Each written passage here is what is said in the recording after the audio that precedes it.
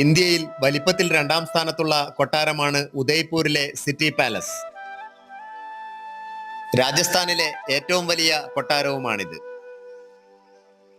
പിച്ചോള തടാകത്തിന്റെ കിഴക്കേക്കരയിലാണ് 400 വർഷം കൊണ്ട് 22 മഹാരാജാക്കന്മാർ പണികഴിപ്പിച്ച ഈ മഹാനിർമ്മിതി. മഹാറാണ ഉദയ് സിംഗ് രണ്ടാമനാണ് ഈ കൊട്ടാരത്തിന്റെയും ഉദയ്പൂർ നഗരത്തിന്റെയും സ്ഥാപകൻ. ഇതിന് അദ്ദേഹത്തിന് പ്രേരണ നൽകിയത് ഒരു യോഗ്യവര്യനാണ്. സിറ്റി ഓഫ് ലേക്സ് എന്നാണ് ഉദയ്പൂർ അറിയപ്പെടുന്നത്. നഗരത്തിനകത്ത് തന്നെയുള്ള 5 തടാകങ്ങളാണ് ഈ പേരിന് കാരണം.